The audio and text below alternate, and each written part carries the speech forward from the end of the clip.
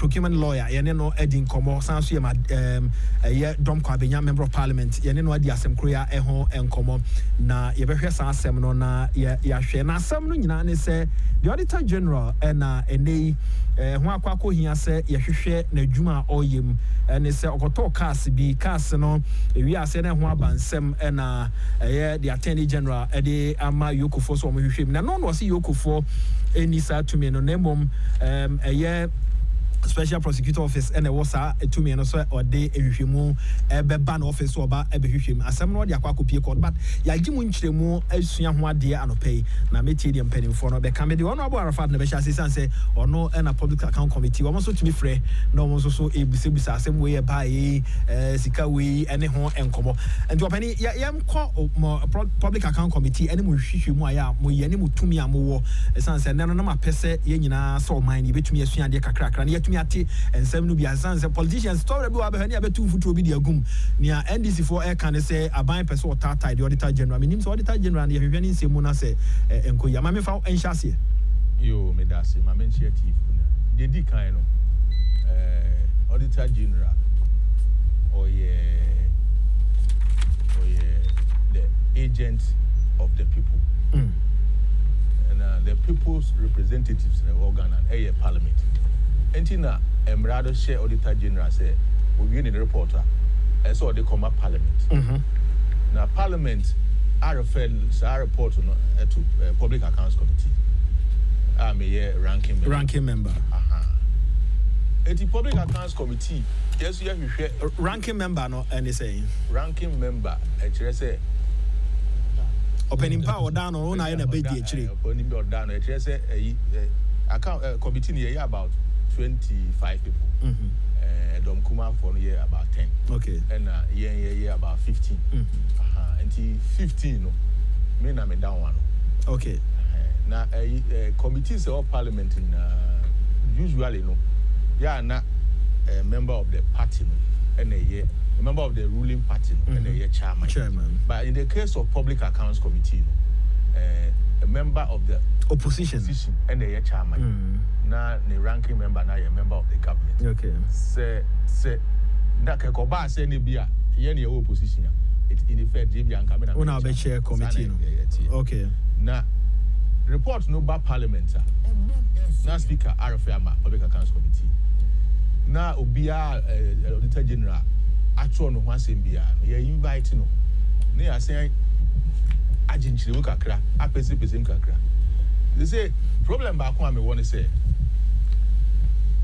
auditor general way in particular the style be our adopt no and you fine papa and I've had the occasion even to tell him so I say auditor general say twam nyina omo dey report to parliament ye hwehwe mu bi ye recommendations we na they are now ye say obehwe na ono no report no kra no parliament to create nye hwehwem on fair man no kra no wa press conference no wa kokaka eniema what they say wa fine wo nkrofo no wa charging nkrofo no wa say charging nkrofo enti what happens in say report no debate parliament near free nipa kono na parliament are probably account committee representing who so ade we there auditor general recommendations no enye grounded paper okay and I say we there a recommendation to cry emunya dem papa then you know see what committee no enim and yes ye trans bia so auditor general so timu bi enti se meto ase a owie ne report na wo so ode bremo na mo friend pakra fan ho na mo busabusa ni mo nsem sanet here okay ye man opportunity no so auditor general throw away afa ho say ya no obi wo ha recommendations auditor general be ye no na ya afem okay ebi also so a yetimi vary ebi also so a yetimi kura man bo punishment okay enti ya na ya me hammer drink kakra say obe koka report no munsem or press conference after public so obi ba na it find out it we say after all auditor general asem na kan no we dey achia kakra na so onipa kono wakogu na nimu aseda nimu as public to me I had occasion to tell them say yeah untenable because previous auditors need no more nyenesa so after all Amufa we are an agent of the people and you present your report by law to Parliament. It is okokika. It is okokika munsem wonu ehwe kire nkrofo bi na de ba. No, it is be fancy government and our ministry be set up committee of inquiry and as a committee to look at something. We are now how the report to Kotuja. As now they are president and our minister. And the president also on and I say it's a sort of very report now. How does it does it? How no one say a constitutional issue. As I say, I didn't know I was said Samiti was on one cassette to me if you say report I am friend Nipano Emusa and Munsem, the other Kotuja now or Ankasa or Juma Oyeno, a Chiaka. But not me here say, Ansana or the report never bring so on also friend Nipa Chrono Busebus and Munsem and San or report. Say, I mean, Rano Trese and Nipano as a self friend, and a woman on my response. It'll be for one reason or the other, no, will be crowded Nipano went to me and Siano. Okay. And you know, watch your report. It goes also to our Westiano, but be explanation. One say, Auditor General, the report now, you know. And Nipa be brain a year man on the field, and yet, or the Obuoha, Auditor General, or contracted out the job. Said there are so many auditing firms around. And TBA, District Assembly, Bayer Tembu, now what they are contract. Okay. So Price Coopers and Waterhouse, and now one of those. No, the report number. Not just on my review. So until I thought to be a procedures as we follow our ground. If you are not went to Yanye, Mamenti, I say a bass auditor general or a report now of Fremia. Yeah. Or to me, a channel say, or from the Quambia, so what's a ban? I said, public account committee or to me, or to me, show Sabra. Oh, say auditor general or the TV report. We had as I say information you here beyond or the man. We had your betro afar hono. As I say, almost for BB exit conference. As I saw no trust, not sure say we might travel home. We might travel home. And he also the open so cano. No, I can't. Then as I say about report to them. Okay. But in the wisdom of the framers of the constitution, why are we in our career, you know, to hand over the report to the Parliament. Not Parliament is also any further. Oh, until you ask your review any appeal over no. Checks and balances. It's Parliament and yes, Edgemana. Now if you go on air and start talking, that's the only problem I have with the auditor. Otherwise, I think he's doing his job. And an occasion be a honoma, be or can be a bam when you so nan can say or oh yes. Oh yes. Wow. There have been occasions. Wow. Where Ofre, being the chairman of the Public Accounts Committee, Honorable there have been occasions that we have disagreed with him on the report. And Otihone I say, wait there, they know Nyabi. Wow. Well, a few occasions of Sampa on the face of it, them said you are right. Now you can see now be a until now I told the beer. Say or the search charge you create by say be how the one court. Maybe say a bit of the assembly court. I'm where because auditor general and just any BB or baby sacrosanct. So what you say? Judge for kura my judgment. A call baby a near review. Yeah, every Supreme Court grant me review on Mankasa or sanity. And she obey anywhere ye perfect. What you say? And you know he has powers. The constitutional cry auditor general in the performance of his duty is not subject to anybody's direction or control. That is act necessary of the auditor general in the constitution. But the fact is say you are not subject to anybody's direction or control doesn't mean say the obey biano correct. So and I said obey biano it may not sound reasonable. Reasonability will not be there. Fairness may not be there. When initial interaction said you are name relating or you'll be an answer more than ya be a customer on fire. Some catcher said there have been a few occasions that even whilst we are witness in front of witness, we have this sharing report yesterday there. After examining the witness and in the Casino, we disagree with you. Okay. And I think he's amenable to those situations. Okay. He's amenable to those situations. Okay. Honorable Boniface. Okay, conclude, Mami. Honorable. The American is well, Emrano, Emma Obia to me. Say Auditor General, Unum say almost here audit one. the one. And Parliament, a committee of Parliament, and they determine which auditor should audit the Auditor General. Okay. I happen to be a member of that committee. Okay. Until then, he determines a auditor also called the Auditor General. There is this saying, say auditor no ba, na also Auditor General, na open bibia, because he is not subject to control and direction. Only Pakununti Ninka. As to the issue of whether Yoku has powers to. Anope di mun komono. Aye clear mu ada ho. Rama so Opoku Agyeman, who is a senior lawyer, or kire say ono na adwini mu no. Constitution no, it's a meka article 818 in the Attorney General all the powers. Ono ne dia na dia Constitution. Wo mo aka bia draw mo powers from the Attorney General. Na Office of the Special Prosecutor and any too many bi ni apone kakra e de ama no nti Attorney General wo tumi say or direct say nhwehwe bibia mu a efa yen hwehwe mu a ekoso e wo Ghana, but essence asem no court nti no yen twen na court no emfa wo mo findings and farmer, but they wo kan okay said they wo kan say parliament kura so mutumi ethics committee procurement minister enso kan say parliament ethics committee amoma direct say audit firm bi hwe na onhwe Auditor General asem nti na kira say tumi no ebi si pai bi ndi yen twen ma court no democracy and office be in Ghana, how many subject to investigation and scrutiny. Be office be assembly or court. Okay. And you know, court for a few no. But you see, a honor we are not a problem with NDC for. Don't say assembly or court. Now, mabe politicizing like this. Who say a what do you call it? Contempt of court. Sana me because I said court no be press conference now okay can say no more. You are tying the hands of the judges. And I say you are trying to politicize the whole. Maminti Honorable Boniface Kakra. Opening Maminti o nia air course no. You've been a member of Parliament Ghana on several sessions. What not why you ministries and many idea. Nia air course say Auditor General office ne ye ko enim ye buy chi afi ye crime of office no ye the politics are bem. Nyamincha de His Excellency the President by na oyobi a ye ne dada. Oji tomu ama oman ni nyina ene no eye adwuma Maminti o.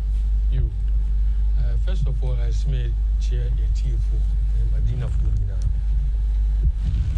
A dear woman is a lady kind of say, oh, shall a company a buyer. 1 year I dream so be in a few with John Manatinas. And nature say, or no, or company, our trust, a wood GD, a win for room. 1 for politics and function. 2. Oh yeah, Auditor General not amount for auditing we are the two. When I will certify na odi atuja.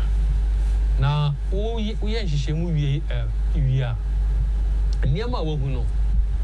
O mfa ntudwa prekope. Nipa na ye ko auditing no. O mema ya friend.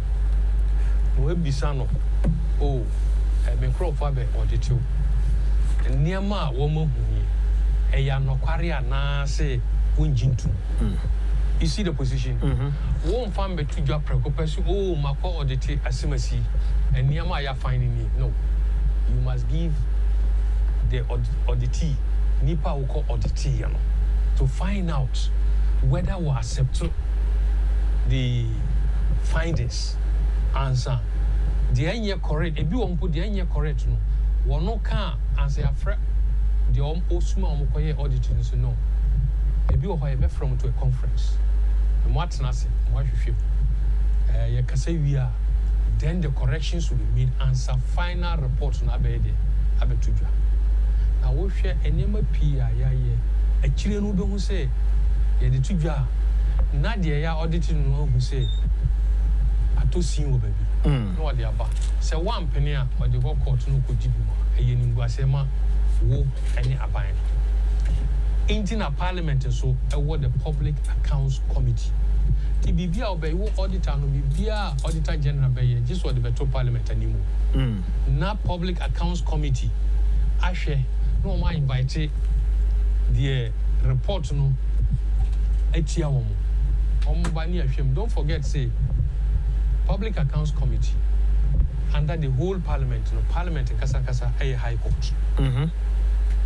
So on Saturday, sitting as members of parliament under Public Accounts Committee, it is a court, and it is seasoned people with the expertise, having that background, and yet you find accountants, economists, financial analysts, lawyers,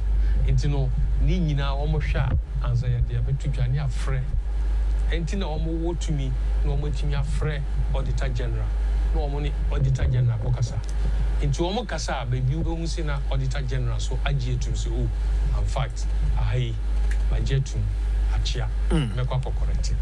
So Sadiati, but Enkoye say, train a minchi, and now Auditor General Behuno as very independent. It will be our becano, a final, and now position one a bino a between. No, that is not right. So be our way, no man of that idea, dear, and then any pro are misleading. You know, me catch I say don't get here. Say press conference now, yeah, I can say, yeah, Tata Auditor General. I mean, this is sanity. Say, be Auditor General, no, if you are also I see a finding out.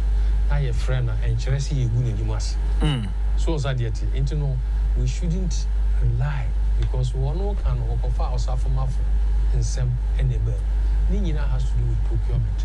As Wakafa bar now with the bar, I see a friend or from Afro. No more international Mokasa. Omokasa, Obeyina no, and ya dear Wu Johnny. At the end of the day, he will either be vindicated or see who be been at Tusia near CAC. That's all about it. You know, engine they say, Sansamna, I say, don't get here, Ekam, engine to Okay. Doc, my minty Okakra was asem. Midasi, say, Omaka, who be brave, and a penamity station, na Oma in Chemu be brave, Abba. For me, dear, what a dear measure, and as a maybe something on the say. So, Auditor General, a who can walk, say, Yashim, say, why BB. Enkoya and now say who can I think say who can and that has to be clear. For me, no, I'm saying the issue is as to why in the world jurisdiction say or be investigating. And from what T3 Honorable Joseph for now said Honorable Sukin, Parliament has the oversight responsibility say on to me alpha auditor say onkoya issue. Now me person me focus a bit just on the positive side. So, Auditor General we say obon homoding and only issue say na honorable can say sometimes it's just too quick to go to the media and talk. As one of the Auditor Generals me say ota kasapa wo radio so any near ekeka ho sa. But that notwithstanding no, wo sha in some bi say PR mostly no I say a positive side. And the positive side is it is deepening our democracy. So, first time I had election results court. But at the end of the day, no, MOBA no so then at the home yet in Semwasi. So for me, a positive.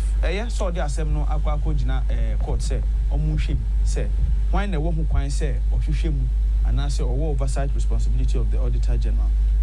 But assembly a hammy. Adebia mekane say akoya to say bibia besi wo man mu bia no either NDC or MPP. I think it's a big problem, honestly speaking. Yeah, mu bia tena echi na adwen say so does that mean say intino assembly besi bia no esese emfa NDC ho ana say MPP.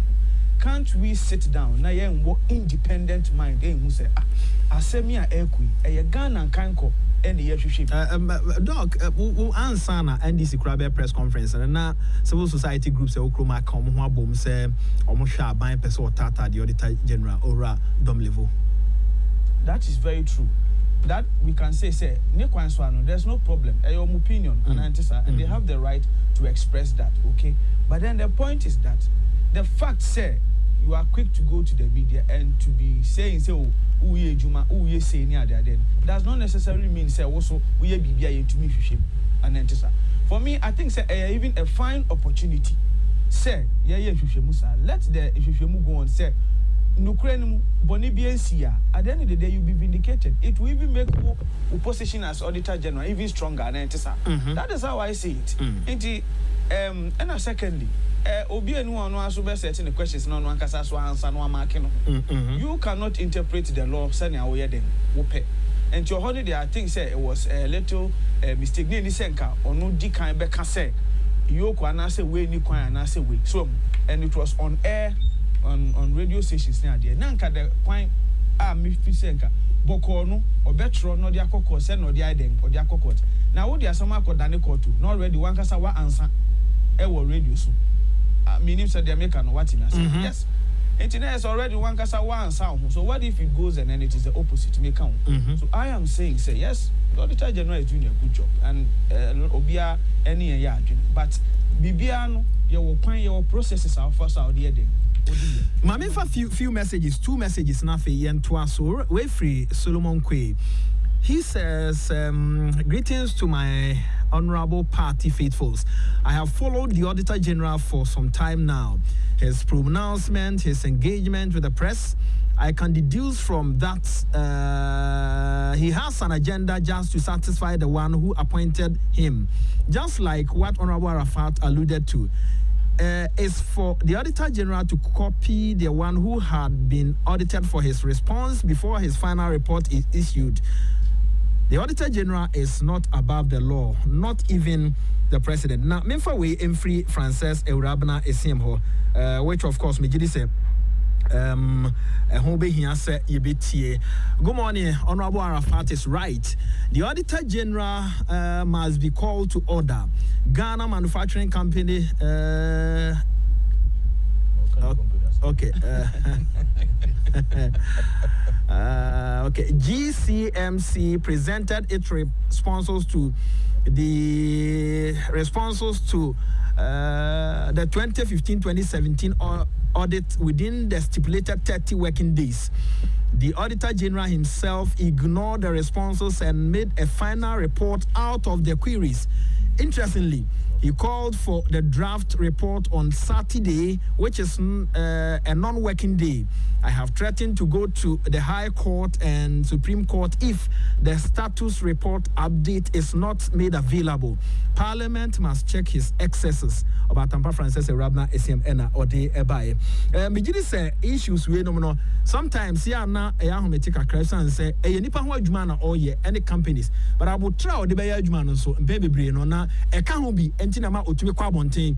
Report no enya meda wanim omre obi ebi kura queries bi onye ye we wan what yes abonten no ahia ase na okeka eyade a ha adwenti se parliament na wose mu check na Honorable Arafat wose mu check ni ye Tishan so na fama me doc wie mame yes enti no edwuma bia no mbrawo so yes and then as professional as it is no say bia yen say eche ade we school na wa mark student. It is even wrong. So we bet to be craft another student. I can't tell so student we say it is the profession what you say. You may be a number and in auditing your standards are heading you follow and you communicate through what we call management letters and all these things to make sure say at the end of the day what satisfy will be and nipa no so the for all you know sometimes and you say be a nipa no credit money it may just have been an oversight and I be a mistakes be created so when you are quick for me that is where I have a problem and a big challenge. I think all the time you find an Auditor General always on radio talking and saying I think for me Ohono is a bit problematic and when you kasabe brisa no that is where you open yourself up for some of these things to be happy. So I think say Ohono so area need here on checking on calm me down now on making sure so follow the right auditing and professional process in doing this job. Near NDC, after NDC press conference, no more can Honorable Arafat say and Sembi fan and I asafuma for and no can who be tina acquires a buying person or tuneni EDC or the Auditor General. So Nana asafuma for some no home. On also in Sembi I di home come away a wo. I didn't tin pay baby politicians multimedia in some of the frafras and not matwagum. Oh, sir, NDC for on my agenda back up and say, or can be a befaswa. You bet to a fee a good another, you bet fast. I know your political agenda. And you know, say omoti osafo ma ho mafo ho asem kakra bi a whether true true so what you say on be no political issue sebi reporter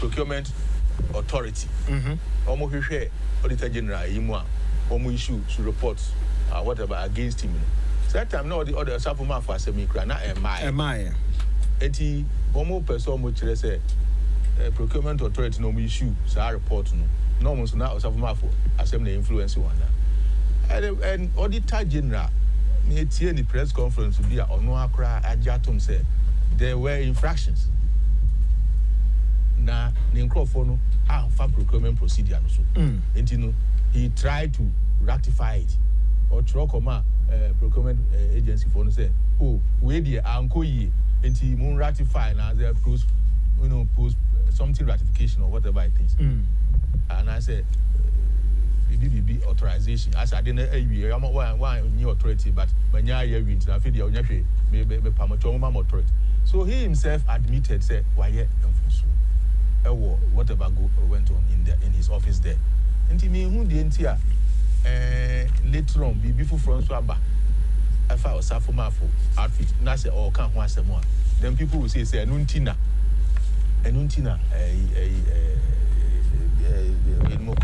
it's not fair. It's not fair. There's a time difference.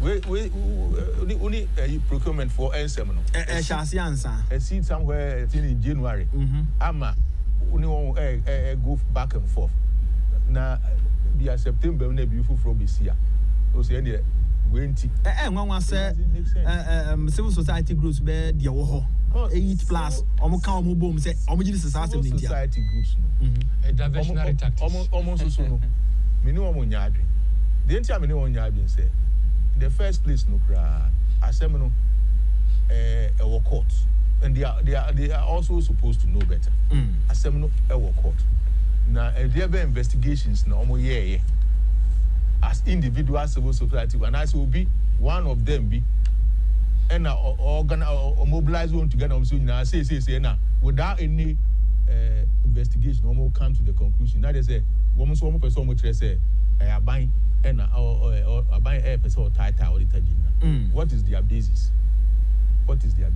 in the auditor general office there omo not subject to any law and as omo not subject to any checks and balances it is civil society for no I'm amazed at their behavior because as someone or they are court well now say we issue a statement here then I don't think they were serious around body face na ka bibi what say almost divert attention is diversionary tactics any day so I'm go around a company for no now no so and so and fa the only way is to start another program now inquire say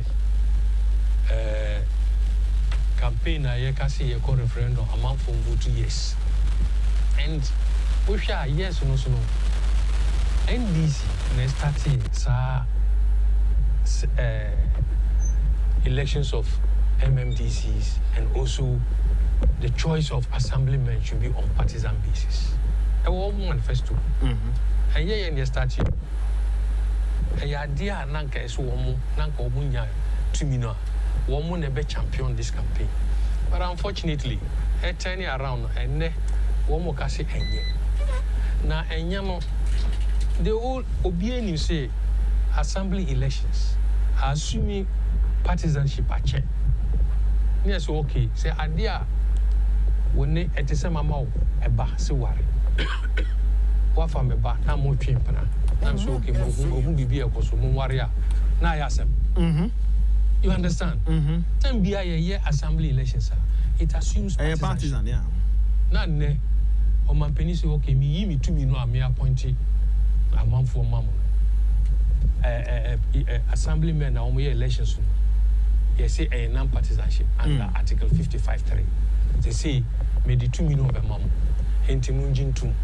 Say, all assemblymen will now be voted on partisanship. In the party for more will answer in the choice of assemblymen. and the MMDCs 2431. Say Banasana and Mimi need to me. Made be Chusomobio, made it to me no Emma or Mino Anna or Manfono. A Manfono.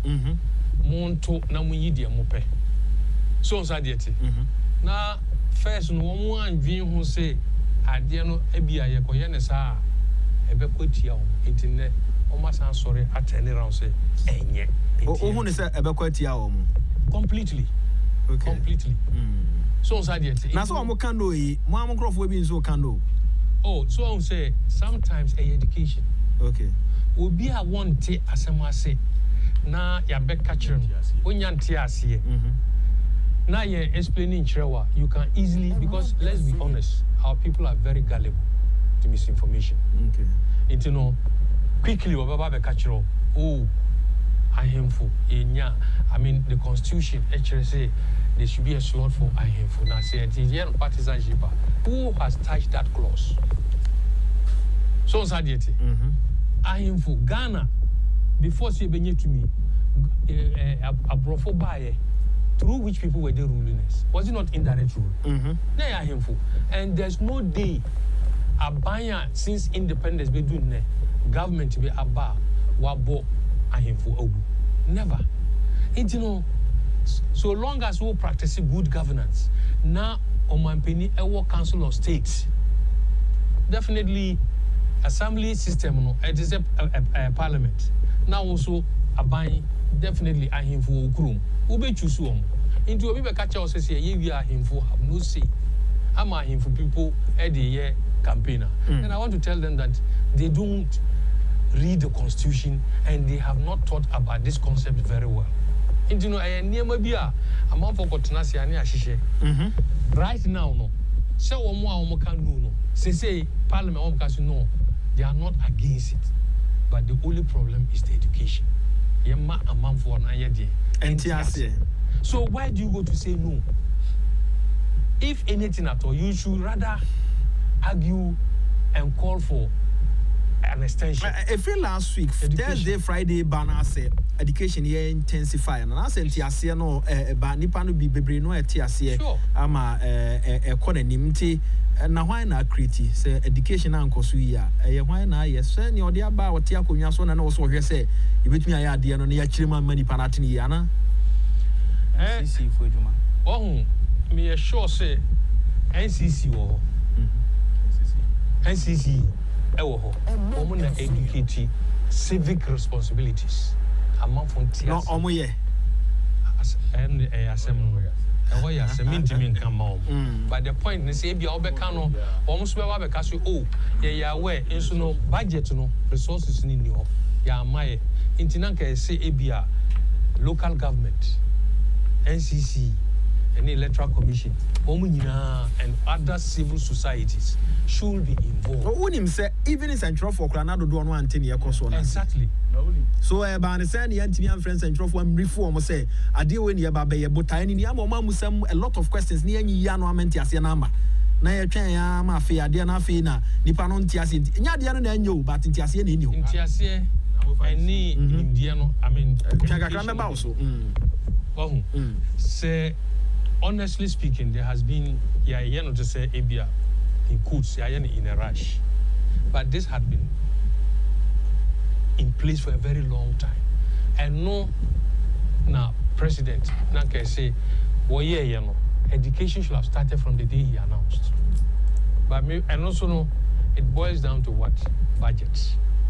So a budget is always the key term because the say. Just last 2 weeks, the Committee on Local Government, no more in the 5 northern regions, educated Amanfo on why President Eddie Oma approval for that move. Now, the major entrenched clauses, 55.3 and 2431, there are a lot of the amendments I see here in the Constitution, more than 11. But Mienui, for the meantime, they are important for the referendum. See, we are, na other ones no ebetwaso.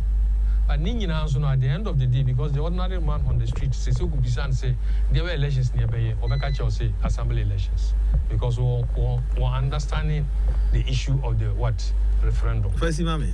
Into Nanka referendum, no, they say ye be a month for any actual near understanding into Kwakoto Abana, who call with confidence, we Kwakoto Abama MPP, because my assemblyman a MPP.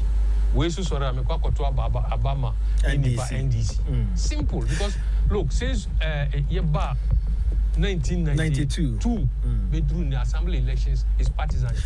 Meda say catch us and your partisanship is obi anim say the partisan na the National Women's Conference kesia eba so the New Patriotic Party wono ma wo mo ehwe ama ene party na timi akọ nanim no eba so Takra the 29th of November 2019 at the Copim 1st of December 2019 na dwumadi no eba so MPP Women's on the move for victory 2020 and beyond. Shannon so far me dwumadi esi Madam Kate Jemfua enan so ya wato ne nsa de afre MPP fo mpanimfo nyina na won ma bebie His Excellency the President of our land Nana Addo Dankwa Akufo-Addo, Vice President Dr. Alhaji Mahamudu Bawumia, Sanso and First Lady Mrs. Rebecca Akufo-Addo, Second Lady Hajia Samira Bawumia, so baby all female MPs eba, Ministers of States, CEOs NFA MMDCs and regional and then constituency women organizers in eba,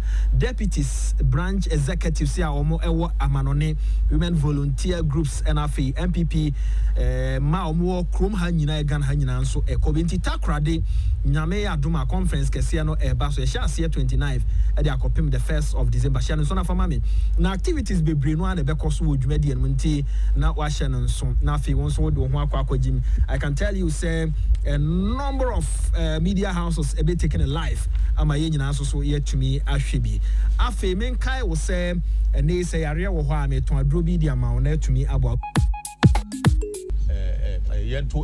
this is what I'm saying. I'm be premier just no yen jintum say ye be no partisan.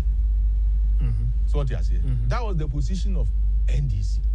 NT could read hands at that. Any probably that canvas that pushing, you know, because of that in Ukraine. And yes, sir, you know, I'm the buy now. Enka 253 no de enka ye katum. Kamo katum. And almost so there be yen twen na yen two way. Na yen hu say Ghana for be dia atum say yen the partisan, but almost pesa partisan. It's on record. Enti enra ajaba parliamentar or cancer assembly. And a senior member yire chere minim awunya soundbite nana. O se dey. Senior yire chere say woman as a party no. Woman share da. And omo gigi MPP for or parliament omo gigi aba civil society for enu nyina enu won ko share bia so ye prince so ye be ne partisan ye omo share da. No more tricky. No more trap yen. Na you do omo no ma adwen ni say e do baby a sebe yentimi san ye chi on the referendum no why omo ye U10 okano on the floor of parliament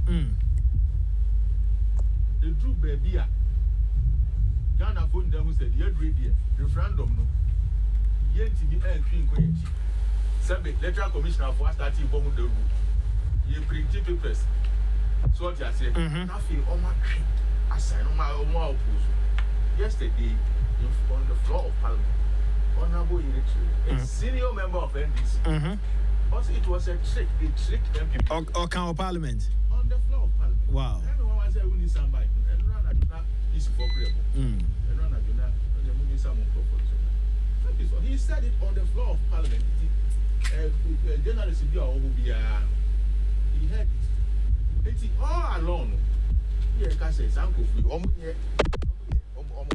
kind of politics, a man boy politics. I'm about my boy say because you see, how can wait me? I can say an issue like referendum. Ye kind of parliament, Magiatum, Harina Magiatum, Nafi. All alone, no, the more Marco Bosch them so. You bembe, you bed you uncle, you bed you have any trick home. You do baby. Yentimi say chia. Ghana for community resources are near U10. Knowing say it will be almost impossible and very difficult pass you be 75%. And this is for a catch on microphone you say moment to enti there be make say and this is for be papa bia beba ama Ghana for no wo mo be say no sa adwen na e no mo de ebo free HS SS guye sa adwen krona na tamaye national health insurance wo mo boycott wo guye sa adwen krono na lip wo mo TI sa adwen krona na say ye national ID identification card no bia enyo bia tuatua tax na mama obia te say obia hu bibia cost for Ghana obia involved no sa adwen krona no mo ye press conference no guye. These people on your political party in the sense to say yeah be your party na yet me aboa amaman for ho at all. On your group for people they come together, use propaganda and lies to win elections, and then they come and reach themselves. A few messages near to us. Odoi Tema says the NDC is not a political party we must trust. They are messageless, visionless, dishonest party. Say no to NDC come 2020. Okay, also with us with your text message. Rainbow Kaswa, NDC press conference is no more funny. They should tell us their campaign message. Regards to the Honorable Howard Kumsen. This one says, what is wrong with the NDC party? Press conference upon press conference. And Shiraba Hanelka from Ashaiman and Eddie Way by when we politicize every sensitive issue this way, we tend to lose sight of the legitimate issues and thereby letting go scot-free the corporate. There must always be checks and balances in building stronger institutions. Regards to Osman Labaran, Uncle Ato was Pintes and Odi way by. Your text message. You know about Rockwell was asking that. Dr. Kennedy Abrokwa was asking that, so can't we stay away from NDC MPP when it comes to some national issues? This constant NDC MPP issues is the reason why a lot of people are fed up and against voting yes for a referendum, because they think it is the same NDC MPP that will win power without the smaller parties winning anything. I don't think you see to na bandasa smaller parties no more or baby. Then they can also have a say about any Emmanuel Yayono Emo. Dr. Abrokwa, we mame na ye brena so ye no kind. What she has to know is say referendum no bema afufro so kwan so no so matumi apateki part can say national activities emu. But to the substance of the matter, media na me share arguments for no and argument for yes.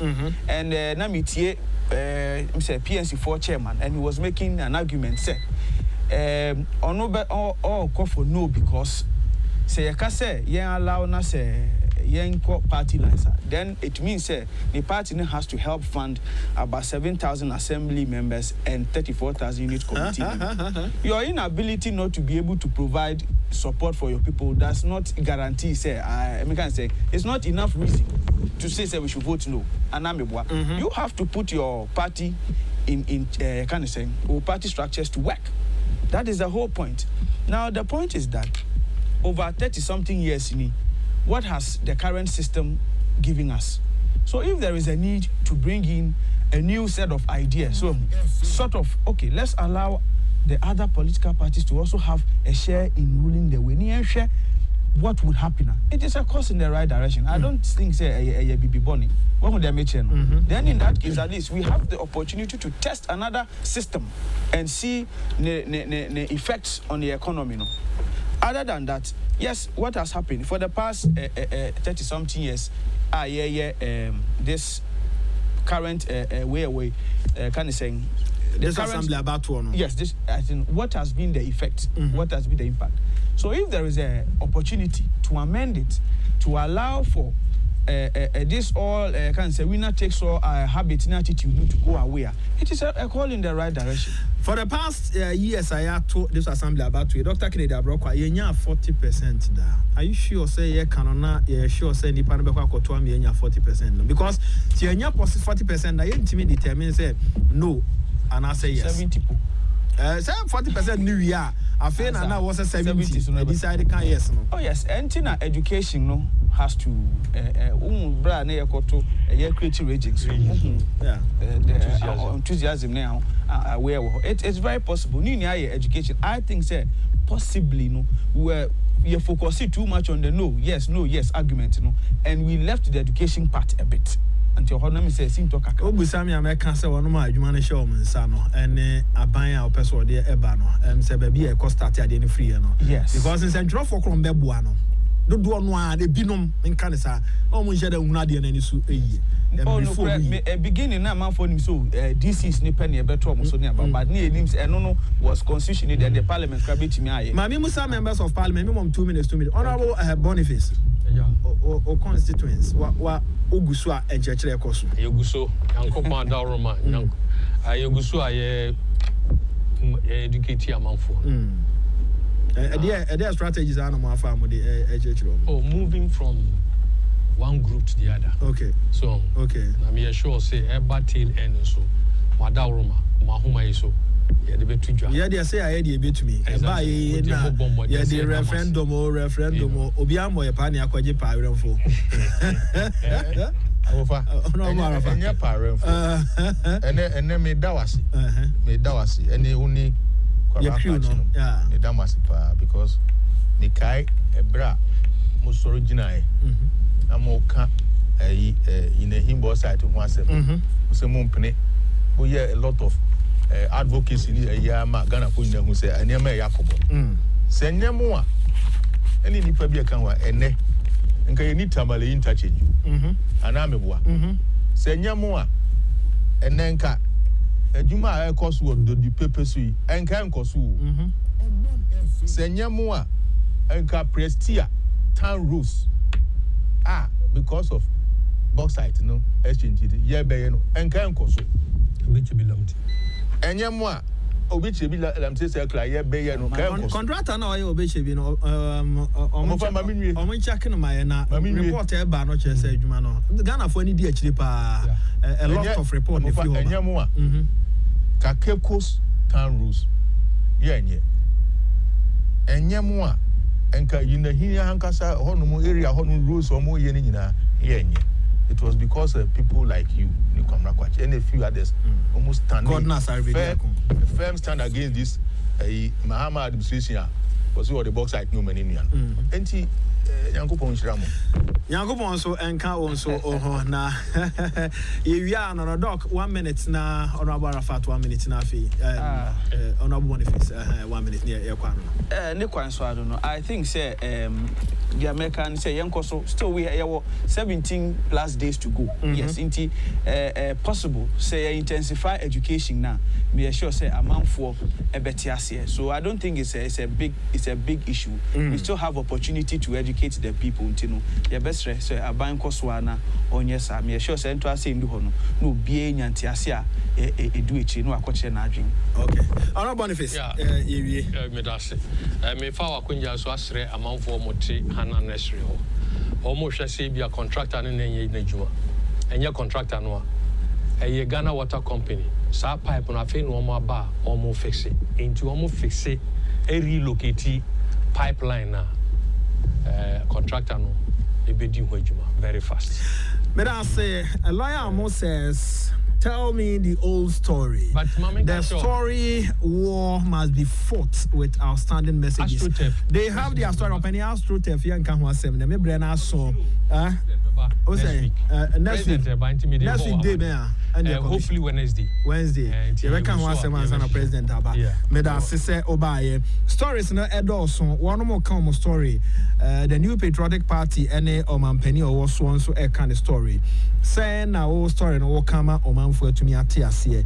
Say one kan story na papa said yan ebe wi ase no betu mfuturo egu nkrofo. Me giri se ne the auditor general asemi civil society groups o ma come ho abom say oh na na asafo ma fa o mo di chifra no pa beti ase say asem no emu da ho ya nchiremu na edemu no eye clear ma obi e makwa mo bi ntumfuturo enwu nani if say the auditor general e won office and sase o tena o kan say yentimi investigate no Attorney General ena emrama no kwan ewo hwehwemu eno no nso ne tumi ne bia poni bi ede ama special prosecutor office enti say special prosecutor office nkwa na betumi investigate wa na ne agi tumi free no ho no ede ema special prosecutor no nso aye ye twan ne court no ede beba medin ede ya amofa bo achime ne mekiro no nyina da obi ase Ora Fat Dr. Kennedy Abrokwa na afi Don Abu Boniface Abubakar Sadiq nso ye beda mo ase Gifa